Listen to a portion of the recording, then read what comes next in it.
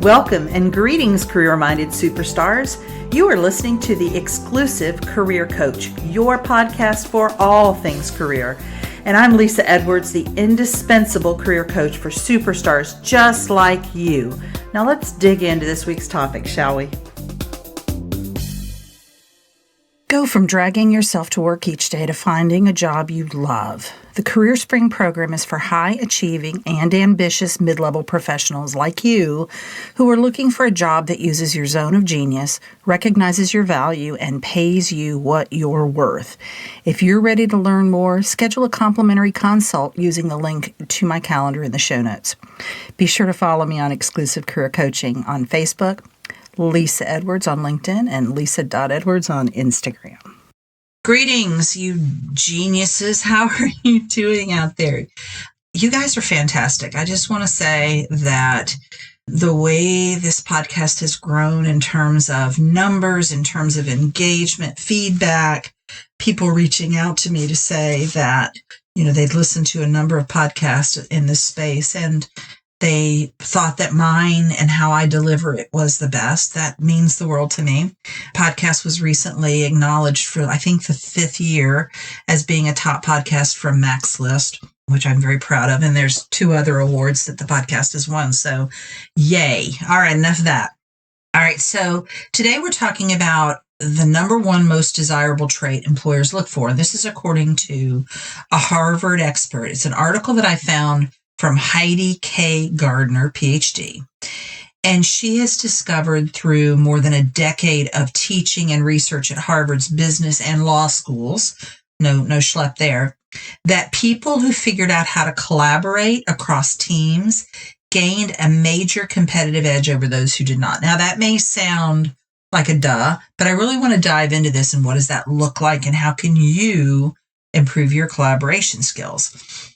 Dr. Gardner also discovered just how rare this collaboration skill is.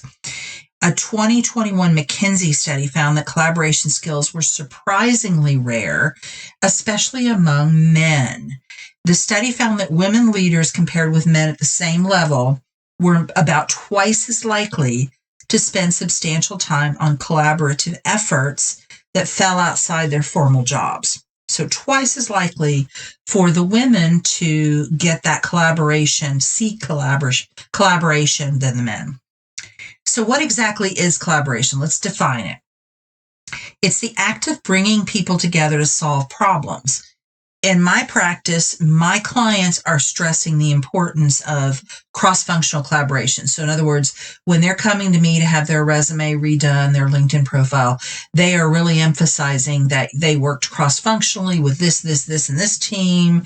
Maybe they worked cross-functionally geographically as well. And so they are emphasizing that as a skill as they are addressing kind of those complex, nuanced challenges that businesses have. And they recognize that the really creative solutions are likely to be found in collaboration as opposed to in a vacuum. Why are collaborations so important in today's workforce? Here's the research. First of all, collaborators deliver higher quality results. Makes sense, right? They get promoted faster.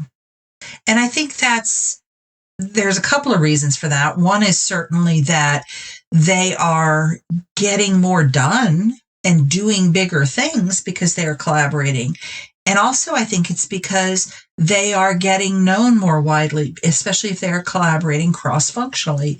People are recognizing them and acknowledging their genius. They are more noticed by senior management. That makes sense for the same reasons I just mentioned. And finally, they have more satisfied clients. If I collaborate with someone on, writing a resume or get some help with something I'm working with on a client, it's probably going to be a better result for the client. The client's going to appreciate that. So let's talk next about the aspects or the facets of being an exceptional collaborator. What does that look like? Number 1, you want to be an inclusive leader. So whether you are in an actual leadership position or you are in leadership in terms of your influence, you want to do what you can to bring diversity together, bring diverse people together and be sure to be inclusive in your diversity. What do I mean by that? Different knowledge domains, different backgrounds, different stages and ages and life expectations, different educational backgrounds, different cultures, different personality types, different strengths. I think when we think about diversity, and hopefully we've moved in the last few years with all of the DEI work that is being done in corporations across the world, I suppose, certainly here in the United States, I think we've learned to paint diversity with a very broad brushstroke. And no longer is it just the color of your skin, but there is so much, it is that and so much more. You know, one of the things that I am involved with is the Myers-Briggs Type Indicator, or MBTI, which is the world's largest personality inventory. I'm a master practitioner about this. And the research that has been done around the MBTI is very clear in showing that heterogeneous groups are much more effective in their final result than homogeneous groups. So what the research shows is a homogeneous group. So we've got people who, from a personality perspective, are all very similar. What you end up with is everybody has the same kind of strength and interest, and everybody has the same weakness and blind spot. So when you have a heterogeneous group, and again, this is from the perspective of personality, heterogeneity, I don't know if that's a word.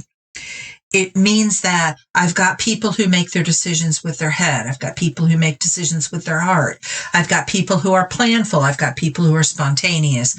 I've got people who are very structured and linear. And I've got people who are very much more fly by the seat of their pants and kind of jump in and jump around. So I think that applies to what we're talking about in terms of diversity and inclusion as well. When you bring together that kind of a heterogeneous group with all of that diversity, your result will be better. Now, the challenge with that diverse group is to get them on the same page and moving in the same direction and having that, facilitating that culture where people feel comfortable healthily arguing, disagreeing, and, feel free to share crazy ideas and, workshop things that might be good nuggets of ideas and all of that. So that's number one, be an inclusive leader. Number two, show appreciation and acknowledgement. A study by Harvard Business School professor Boris Groysberg, I hope I said that right, found that workers, especially men, often take their professional networks for granted. You want to acknowledge the people who have helped you get where you are and show appreciation for those that you've collaborated with. So nothing will end your upward climb at the company, I think, faster than I got all these people to help me with this, but I took all the credit. So give credit where credit is due. And conversely, you never, ever want to throw anyone under the bus. So you don't want to stand up and say, hey, I want to thank Sue. She was super helpful and she did X, Y, and Z. John was a slacker and he tried to derail it at every chance. You never want to say anything like that. It's also very important in terms of appreciation and acknowledgement to make it appropriate, for the amount of effort that it was made, right? So does this amount of effort, do I just want to do a personal thank you note to them? Is this something that requires, I want to send something to their boss or even the CEO of the company to tell them the role and how important this person was? Do I want to give them a small gift or a treat or take them to lunch or something like that? And also, it's really helpful to know what is valuable to the other person. I often talk about with my clients about how I learned such a valuable lesson when I first started working at the last university, at Truman State University. And I had each one of my employees in the Career Center come in one-on-one for first meeting. And one of the things I asked them is, how do they like to be rewarded? How do they like to be acknowledged? And it was so interesting. And I had a really bad experience with this where I completely missed the boat in giving someone what I thought was a reward back at Columbus State University. And he told me later on that he was very insulted by it. I learned that lesson. And then she was the secretary at the time. And what she said when I asked her what was rewarding to her, she said ice cream. And I said, okay, what does that mean? She loved like having an ice cream bar, with all the toppings. And we had over 30 students working in the Career Center. So it was, half a dozen full-time employees and all the student workers. And when there was a birthday or, somebody had done something great or we had achieved a milestone, we would often have an ice cream social and tell all the student workers to come on in on a certain day from this time to this time. And the interesting thing about it was she was more than willing to go to the store and buy all the things. She was the one that had the money. She had her hands on the money. So she could go get all the things and set it up and clean it up afterwards. She was perfectly happy to do that and didn't feel like that was punishing her. It was all part of the reward of the ice cream that meant so much to her.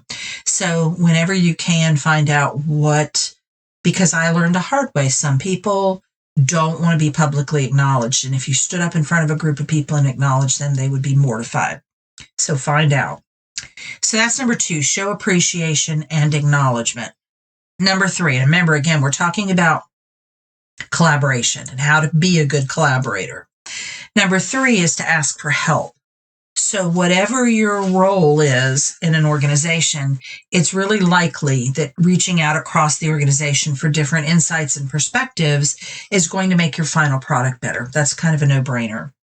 So collaboration doesn't have to be a large group. It doesn't have to be something formal that's been given, kind of the blessing from above. It could be just you collaborating with one person from another department. It could be you developing some professional relationships across the aisle, if you will, so that you go to lunch and you learn more about the purchasing department and what they're challenged with. And you think of ways that you can partner with them. And the same thing with HR and marketing and whatever other departments make sense for you. So it could be something that happens kind of organically, right? Like we get together, we have lunch, we find out a way that we could collaborate, or it could be the reverse. I know that I want this kind of collaboration. I think this person would be a good fit. Let me meet with them and see if they're on board. One-on-one collaborations can also be a really great way to form strong business relationships with people that you would otherwise really not get to know, maybe not even know their name. And you want to, again, remember to credit those who help you. So how do you find these people? I think that one of the most helpful things that when I first went to Truman was my boss sat me down and said, here are the key people that I want you to connect with in the organization. And this is the reason, because it wasn't the same reason for each person. So I sort of had it was a great roadmap, if you will, for my first few weeks in terms of who I should talk to. So if you're new to an organization, there may be someone who could do that for you. It can also be just using your existing network within the organization to say, hey, I'm looking for help on this. Who would be a good person? Right? So just really getting out there and talking to people and seeing, what shakes out. So that's number 3, ask for help. Number 4 is to crowdsource. So give people a way to contribute and learn along the way without having to be a part of every team. So maybe you have Slack or some other messaging tool that you can kind of get some virtual collaborations going around, knowledge sharing, knowledge distribution. So this is a less formal. The idea of crowdsourcing is not everybody has to buy in 100% and, be on this committee or agree to meet with me once a week for a month or whatever it is. It could just be, hey, I'm working with a few people on this idea, would love to hear your thoughts. And you just want to be very specific in what you're asking for. It always fascinates me. I belong to a group called Fairy God Boss, and I am one of the VIPs in the career space. So I'm the one I answer questions. I can pose them if I want, and I have posed a few questions, but mostly my job is to answer. And it fascinates me when there will be this 3-paragraph lengthy message from someone and there's no ask there. And so I notice, especially if there have been a few comments before I get to the message, like I haven't, I check it twice a week. So let's say half a dozen people have responded to someone's non-question and they've all kind of gone in different directions, or whatever the first person said, they went in that direction, which may not have been the direction that the asker wanted to go in at all, but they didn't ask, they didn't make it clear. So if you want people to say, hey, what would you add to this list? Here's what we're going to do with it. You want to be very specific. hey, who needs to know this information? Who should I include on this list to distribute this when it's finished? Be very specific. So that's number 4, crowdsource. Number 5 is share data streams. Scorecards, dashboards, these are powerful tools that allow you to measure progress against any goals that you've set. And it also creates a sense of kind of positive peer pressure as outcomes can be compared and you can make critical information accessible. So this is a way to, put out the work that you're doing. And it's never done in a punitive manner. It's never done to say, hey, we did better than this other group. It's simply data is data. If there are some negative, like, ooh, that doesn't look good, leave that interpretation up to whomever needs to make that interpretation. That's probably not you. And of course, there are some data that should not be shared. And so you want to be sensitive to that and, ask if you need to ask someone about what can and can't be accessible, then you want to do that. So that's number 5, share data streams. So if we circle back around, the number 1 most desirable trait employers are looking for, according to a Harvard study, is this collaboration.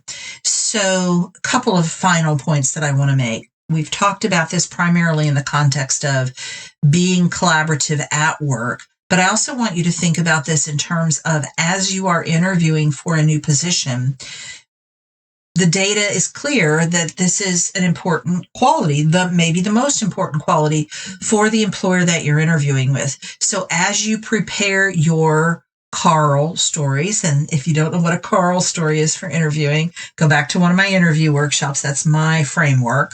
Think about, okay, what might they ask me relative to collaborations? Might they ask me a question about, tell me about a time when you realized you couldn't do a task by yourself. How did you go about getting buy-in and collaboration? Maybe it's a question about, tell me about a time when a collaborative effort wasn't going as planned. How did you right the ship and get things back on track? So they could come at from any number of angles. And you want to have a few of your 10 Carl stories being about collaborations, again, coming at it from different angles so that you're instilling confidence in the interviewer that you are collaborative and that you will be collaborative. And also, you're just kind of tooting your horn about how well you've done it and how good you've been at it. If this is not a strength of yours, if you are listening to this and going, oh, I might be a lone wolf, think about ways in which you can become more collaborative. It's never too late to start. And, don't try to eat the whole elephant. What is a small way in which I can seek collaboration? I can seek to be a collaborator for someone else or for something I'm doing, get that collaboration and kind of begin to build that muscle up so that it can become, if not a strength, at least not a weakness or a vacuum, if you will, in my professional development. I hope this has been helpful. I will see you next week. Take care. You've been listening to The Exclusive Career Coach with Lisa Edwards, CEO of Exclusive Career Coaching. It would be great if you would rate, review, and subscribe to this podcast. Also, I want to be your career coach, so be sure to ask questions about your career management challenges and job search situation. Until next time.